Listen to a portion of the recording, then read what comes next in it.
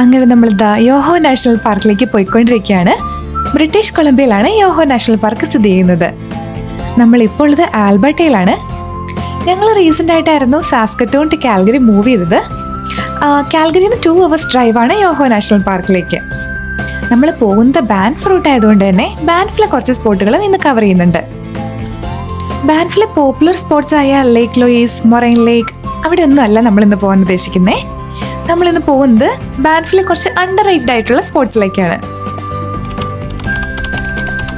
പോകുന്ന വഴിക്ക് നമുക്ക് ഇതുപോലെയുള്ള വ്യൂ പോയിന്റ്സ് ഒക്കെ കാണാൻ പറ്റും. ഞങ്ങൾ അവിടെ വണ്ടി നിർത്തി കുറച്ചു നേരം ആ വ്യൂസ് ഒക്കെ എൻജോയ് ചെയ്തിട്ടായിരുന്നു പോകുന്നത്. ഇതാണ് ബാൻഫ് നാഷണൽ പാർക്കിലേക്കുള്ള എൻട്രൻസ്. ഇവിടുന്ന് എൻട്രി പാസ് എടുത്തിട്ട് വേണം നമുക്ക് അകത്തേക്ക് കിടക്കാൻ. യാത്രകളെ സ്നേഹിക്കുന്ന കനേഡിയൻസിന് ഒരു ഗുഡ് ന്യൂസ് ആണ് പാർക്സ് കാനഡ അനൗൺസ് ചെയ്തിരിക്കുന്നത്. ഈ മാസം 20-ാം തീയതി മുതൽ കാനഡയിലെ എല്ലാ നാഷണൽ പാർക്കുകളിലേക്കുമുള്ള entry fee Parks Canada wave off ചെയ്തിരിക്കുകയാണ്.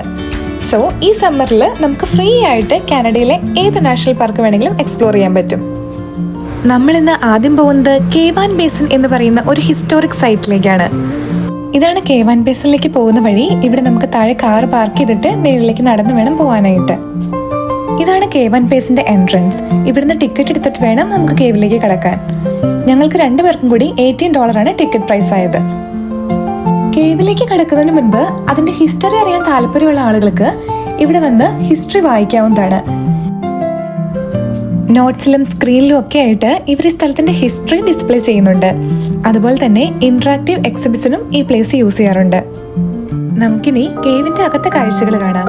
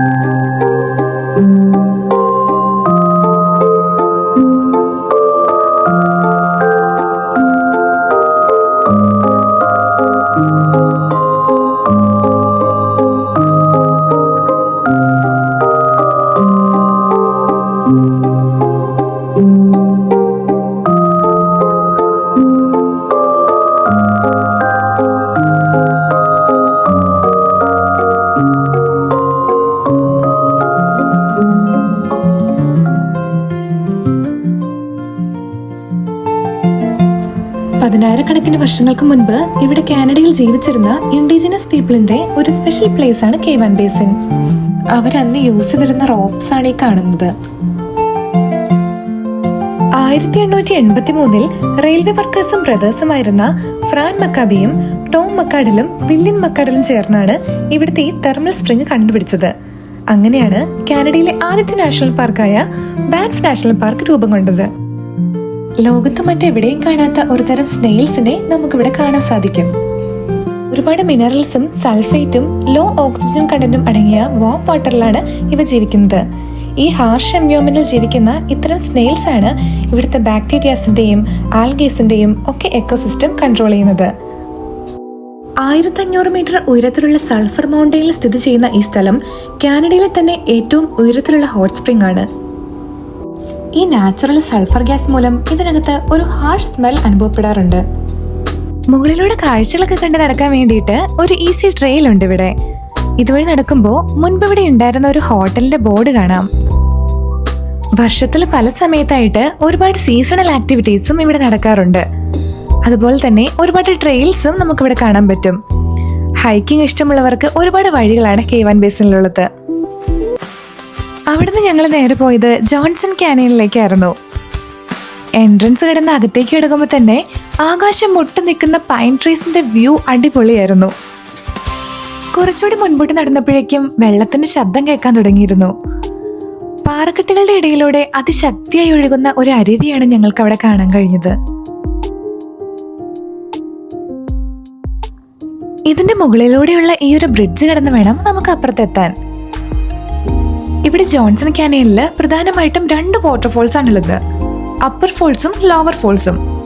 അപ്പർ ഫോൾസിലേക്ക് ഇവിടുന്ന് 1.5 മൈലാണുള്ളത്, അതായത് ഏകദേശം 2.5 കിലോമീറ്റർ. നമ്മൾ പോകുന്നത് ലോവർ ഫോൾസിലേക്കാണ്. ഇവിടുന്ന് 1/2 മൈൽ ദൂരമാണ് ലോവർ ഫോൾസിലേക്ക് നടക്കാനുള്ളത്. അതായത് ഏകദേശം 800 മീറ്റർ.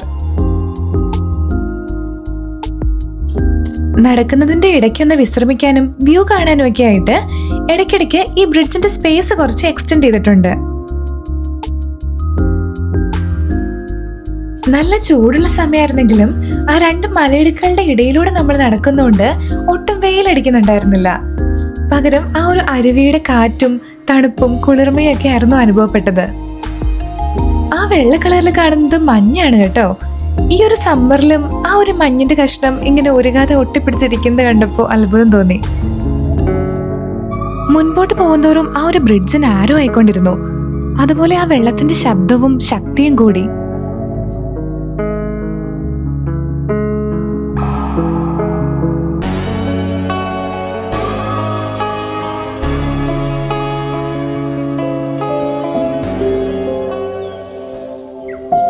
ഇളം നീല കളറിലുള്ള ഈ വെള്ളം ഇങ്ങനെ വെറുതെ ഒഴുകുന്ന കാണാൻ തന്നെ നല്ല രസമായിരുന്നു. ഇങ്ങനെയുള്ള സ്ഥലങ്ങളിലൊക്കെ വരുമ്പോൾ നമ്മുടെ മൈൻഡ് ഭയങ്കരമായിട്ട് റിഫ്രഷ് ആവും. എനിക്ക് ഇങ്ങനെയുള്ള സ്ഥലങ്ങളിൽ പോകാൻ ഭയങ്കര ഇഷ്ടമാണ്. നമ്മൾ ഒരുപാട് സിറ്റീസ് എക്സ്പ്ലോർ ചെയ്യണേക്കാളും എനിക്കിഷ്ടം ഇതുപോലെ പ്രകൃതിയോട് അടുത്ത് ഇണങ്ങി മലകളും പുഴകളും ഒക്കെ ആയിട്ട് നിൽക്കുന്ന ഈ ഒരു ഫീലാണ്. അതൊരു വല്ലാത്ത ഫീൽ തന്നെയാണ്. നമ്മുടെ പല ടെൻഷൻസും കാര്യങ്ങളും ഒക്കെ മറക്കും നമ്മൾ പ്രകൃതിയായിട്ട് കൂടുതൽ അടുക്കുമ്പോൾ.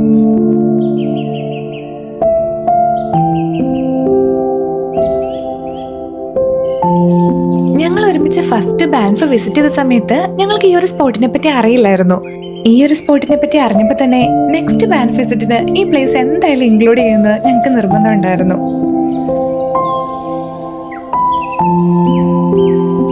ഈ സ്ഥലത്തിന്റെ ഭംഗി ഇതുപോലെ തന്നെ നിലനിർത്തിക്കൊണ്ട് മറ്റുള്ളവർക്ക് അത് ആസ്വദിക്കാൻ വേണ്ടിയിട്ട് സൈഡിലൂടെയുള്ള നാരോ ആയിട്ടുള്ള ഈ ഒരു ബ്രിഡ്ജ് കൺസ്ട്രക്ട് ചെയ്തതാണ് എന്നെ ശരിക്കും അത്ഭുതപ്പെടുത്തിയത്.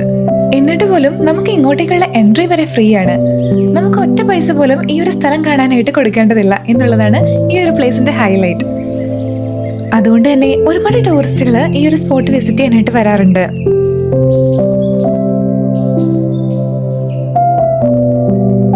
നമ്മളിപ്പോ ഏകദേശം ലോവർ ഫോൾസിന്റെ അടുത്തെത്താറായിട്ടുണ്ട്. ഇവിടെ വരുമ്പോഴേക്കും വെള്ളത്തിന്റെ നല്ല ശബ്ദം കേൾക്കാം.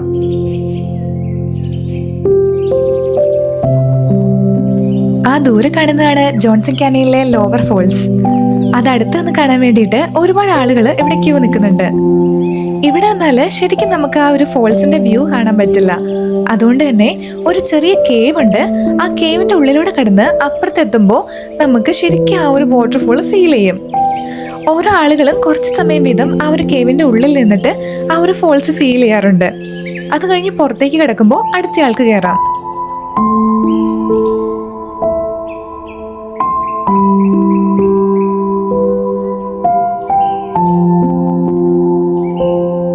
ആഫ്റ്റർ എ ലോങ് വെയിറ്റ് അങ്ങനെ നമ്മുടെ ടേണും എത്തിയിട്ടുണ്ട് ഈ ഒരു ഫോൾസ് അടുത്ത് നിന്ന് കാണാൻ വേണ്ടിയിട്ട്.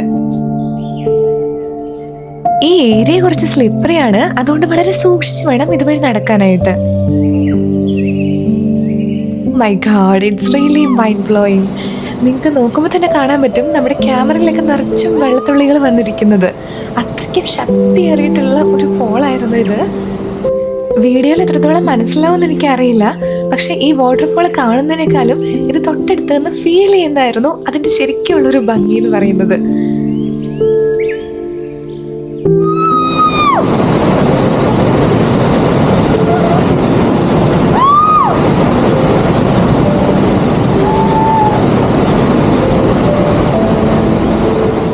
ടു ബി ഹോണസ്റ്റ്, എനിക്ക് അവിടുന്ന് തിരിച്ച് പോരണമെന്നേ ഉണ്ടായിരുന്നില്ല. പക്ഷെ നമ്മളെപ്പോലെ തന്നെ വേറെ ആളുകളും അവിടെ വെയിറ്റിംഗ് ആണല്ലോ എന്ന് ഓർത്തപ്പോൾ അവിടെ കുറച്ച് നേരം സ്പെൻഡ് ചെയ്തിട്ട് ഞങ്ങൾ അവിടുന്ന് തിരിച്ചിറങ്ങി. ഈ ഒരു വ്യൂ ഒക്കെ കണ്ട് ഇവിടെ തന്നെ സ്റ്റേ ചെയ്യണമെന്നുണ്ടെങ്കിൽ നമുക്കിവിടെ ക്യാബിൻസും അവൈലബിൾ ആണ്. ക്യാബിൻസ് ആണ് ഈ സൈഡിലൂടെ കാണുന്നതൊക്കെ. പക്ഷെ ഇതെല്ലാം കുറച്ച് എക്സ്പെൻസീവ് ആണ് കേട്ടോ. നമ്മൾ അവിടുന്ന് തിരിച്ചിറങ്ങിയിട്ടുണ്ട്. ഇനി നമ്മൾ പ്രൊവിൻസ് വിടാൻ പോവാണ്. അതായത് നമ്മളിനി BCയിലേക്കാണ് പോകുന്നത്. ബാൻഫിൽ നിന്ന് ബ്രിട്ടീഷ് കൊളംബിയയിലേക്കുള്ള ആ ഒരു റൂട്ട് അടിപൊളിയാണെന്ന് പലരും പറഞ്ഞു കേട്ടിട്ടുണ്ട്. അത് വളരെ സത്യം തന്നെയാണ്. ഈ ഒരു റൂട്ട് എന്ന് പറഞ്ഞാൽ ശരിക്കും ഒരു സീനിക് ഡ്രൈവ് തന്നെയായിരുന്നു. ഒത്തിരി ഹൈറ്റിൽ നിൽക്കുന്ന മജസ്റ്റിക് മൗണ്ടെയിൻസ് ആയിരുന്നു നമ്മുടെ ചുറ്റിലും ഉണ്ടായിരുന്നത്. ആ ഒരു കാഴ്ചയൊക്കെ ഉണ്ടെങ്കിൽ പോകുമ്പോൾ തന്നെ നല്ല രസമായിരുന്നു. BCയിലെ one of the most popular national parks ആണ് യോഹോ നാഷണൽ പാർക്ക്. ഇതിൻ്റെ ഉള്ളിൽ നമുക്ക് ഒരുപാട് കാര്യങ്ങൾ കാണാനുണ്ട്. നമ്മൾ ആദ്യം പോകുന്നത് നാച്ചുറൽ ബ്രിഡ്ജിലേക്കാണ്. വെരി ഈസി ആക്സസ് ഉള്ള ഒരു സീനിക് സ്പോട്ടാണിത്. മെയിൻ റോഡിൽ നിന്ന് നേരെ നമുക്ക് ഈ ഒരു പാർക്കിംഗ് ലോട്ടിലേക്ക് ആക്സസ് ചെയ്യാനായിട്ട് പറ്റും. സോ അധികം ഹൈക്കിംഗ് ഒന്നും ഇഷ്ടപ്പെടാതെ പെട്ടെന്ന് തന്നെ ഒരു സീനിക് സ്പോട്ട് കാണാൻ താല്പര്യമുള്ളവർക്ക് പോകാൻ പറ്റിയ ഒരു മസ്റ്റ് ഗോ പ്ലേസ് തന്നെയാണ് ഇത്. നമ്മളവിടെ എത്തിയപ്പോഴേക്കും ഈവനിങ് ടൈം ആയതുകൊണ്ട് അധികം ക്രൗഡൊന്നും ഇല്ലായിരുന്നു.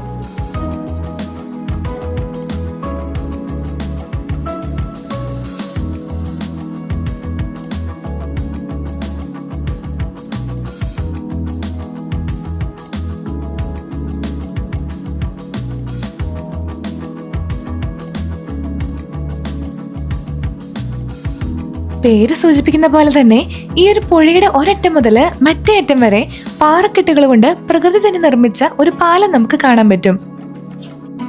നാച്ചുറൽ ആയതുകൊണ്ട് തന്നെ ഈ പാറക്കെട്ടുകളുടെ ഇടയിലൂടെ ഓരോ ഹോളുകളും വിടവുകളും ഒക്കെ ഉണ്ട്. അതുകൊണ്ട് ഇതുവഴി നടക്കുമ്പോൾ വളരെ സൂക്ഷിച്ചു വേണം നടക്കാനായിട്ട്.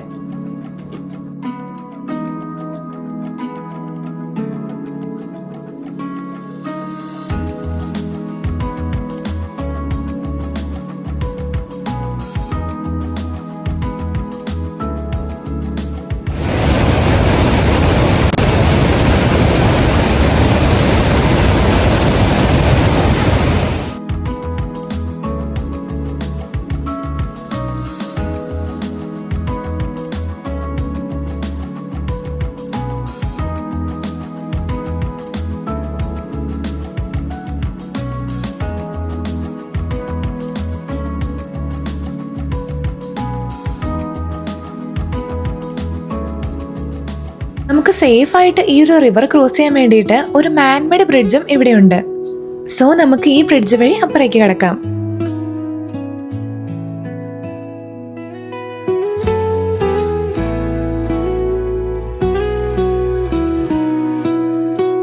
O vento suave, a brisa traz.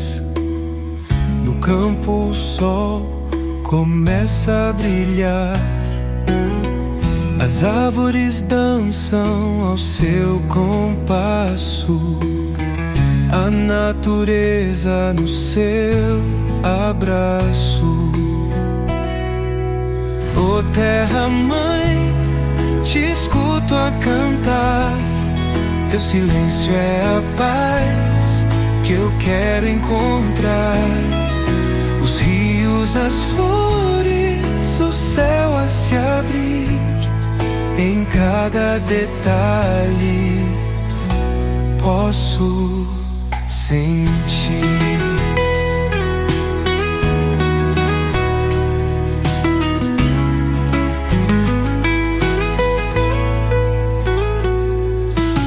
As montanhas guardam segredos do tempo, o céu estrelado. നിറയെ പാറക്കെട്ടുകളായതുകൊണ്ട് നല്ല കുത്തൊഴുക്കുള്ള വെള്ളമായിരുന്നു. ഞാനൊരു പാറയുടെ മേളില് ആ ഒരു വ്യൂ ഒക്കെ ഇങ്ങനെ ആസ്വദിച്ച് ഇരുന്നപ്പോഴേക്കും എനിക്ക് തല കറങ്ങാനായിട്ട് തുടങ്ങി. ആ ഒരു വെള്ളത്തിന്റെ ശബ്ദവും ആ ഒരു കുത്തൊഴുക്കും എല്ലാം കൂടി ആയപ്പോഴേക്കും ഒരു വല്ലാത്ത ഫീലായിരുന്നു.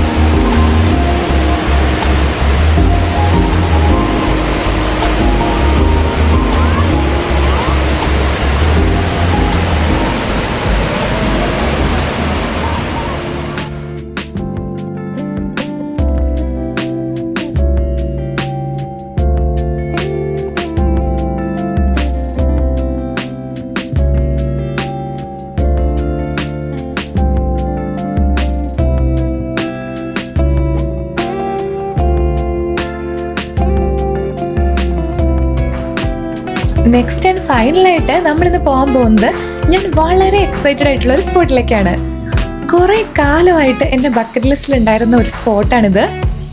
എങ്ങോട്ടാണെന്നല്ലേ, കോയി മിൽ ഗയ എന്ന് പറഞ്ഞ മൂവിയിൽ ഋതിക് റോഷനും പ്രീതി സിന്റെയും അഭിനയിച്ച കോയി മിൽഗാൻ തുടങ്ങുന്ന ആ ഒരു സോങ്ങിലെ പ്ലേസ് ശ്രദ്ധിക്കാത്തവരായിട്ട് ആരും തന്നെ ഉണ്ടാവില്ല. അത്രയ്ക്കും ബ്യൂട്ടിഫുൾ ആണ് ആ ഒരു പ്ലേസ് അല്ലേ. ഞാൻ കൊച്ചിൽ വിചാരിച്ചത് ഈ ഒരു പ്ലേസ് ഇന്ത്യയിലാണെന്നായിരുന്നു. ബട്ട് ഇത് ആക്ച്വലി കാനഡയിലാണ് കേട്ടോ. ആ ഒരു പ്ലേസ് നമ്മളിന്ന് റിയൽ ആയിട്ട് കാണാൻ പോവാണ്.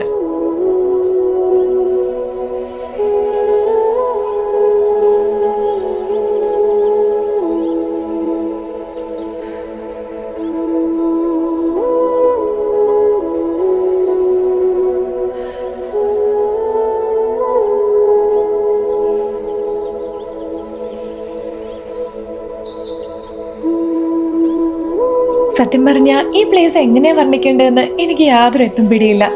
കാരണം നമ്മൾ ബ്രെത്ത് ടേക്കിംഗ് ബ്യൂട്ടി എന്നൊക്കെ പറയില്ലേ, അതുപോലൊരു പ്ലേസ് ആണിത്. ഈ വാട്ടറിന്റെ എമറാൾഡ് കളർ ആയതുകൊണ്ടായിരിക്കും ഈ ഒരു ലേക്കിന്റെ പേര് എമറാൾഡ് ലേക്ക് എന്നാണ്. നമ്മൾ ലൈഫിൽ ഒരു തവണയെങ്കിലും കണ്ടിരിക്കേണ്ട ഒരു സ്ഥലമായിട്ടാണ് എനിക്ക് ഈ പ്ലേസ് തോന്നുന്നത്. കാരണം പ്രകൃതിയുടെ ഒരു ഗിഫ്റ്റായിട്ട് അല്ലെങ്കിൽ ഒരു അത്ഭുതമായിട്ടൊക്കെയാണ് എനിക്ക് ഒരു സ്ഥലം കാണുമ്പോൾ തോന്നുന്നത്. അത്രയ്ക്കും ഭംഗിയാണ്.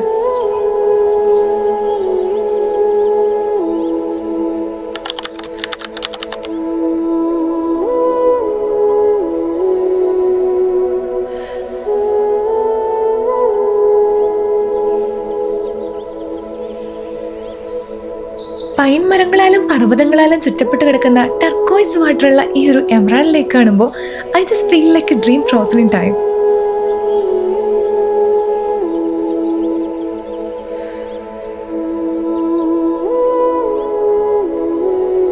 ഈ മലകളുടെയും പർവ്വതങ്ങളുടെയും ഒക്കെ റിഫ്ലക്ഷൻസും നമുക്ക് ഈ വാട്ടറിൽ കാണാൻ പറ്റും.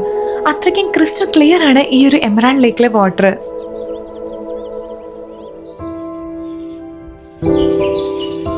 ഈ ബ്യൂട്ടിഫുൾ ലേക്കിലൂടെ കാനോയിങ് ചെയ്തു കഴിഞ്ഞാൽ എന്ത് അടിപൊളിയായിരിക്കും. ഇവിടെ $100 കാനോയിങ്ങിന് ടിക്കറ്റ് പ്രൈസ് ആവുന്നത് ഫോർ 1 hour. 3 ആൾക്കാരെയാണ് ഒരു കാനോയിൽ അറ്റ് എ ടൈം ലിമിറ്റ് ചെയ്തിരിക്കുന്നത്.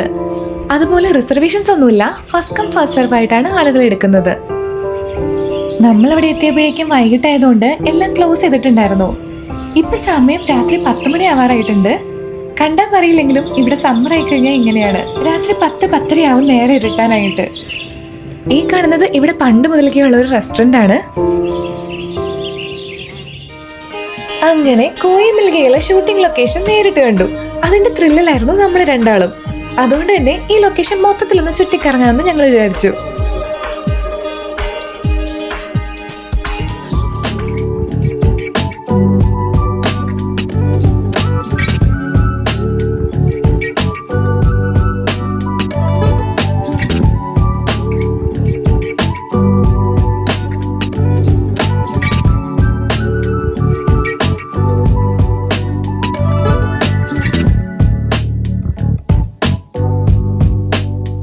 ഇവരൊക്കെ ഇവിടെ താമസിക്കുന്ന ആളുകളും ഇതൊക്കെ അവർ സ്റ്റേ ചെയ്യുന്ന ക്യാബിൻസും ആണ്. എല്ലാ ഫെസിലിറ്റീസോടും കൂടിയിട്ടുള്ള ക്യാബിൻസ് ആണ് ഇവിടെ ഉള്ളത്.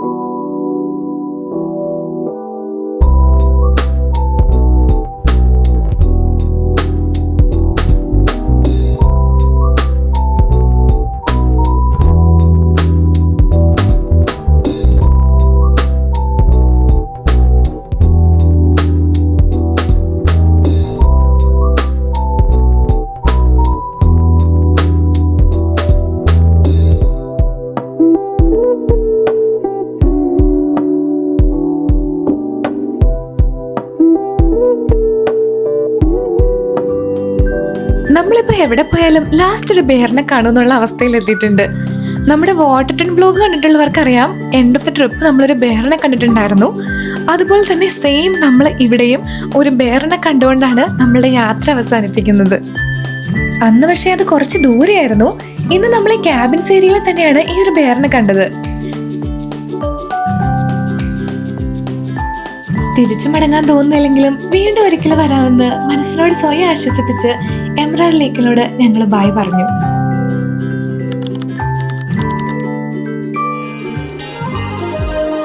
So, this is not the end of our Banff Yoho trip. We will definitely come back.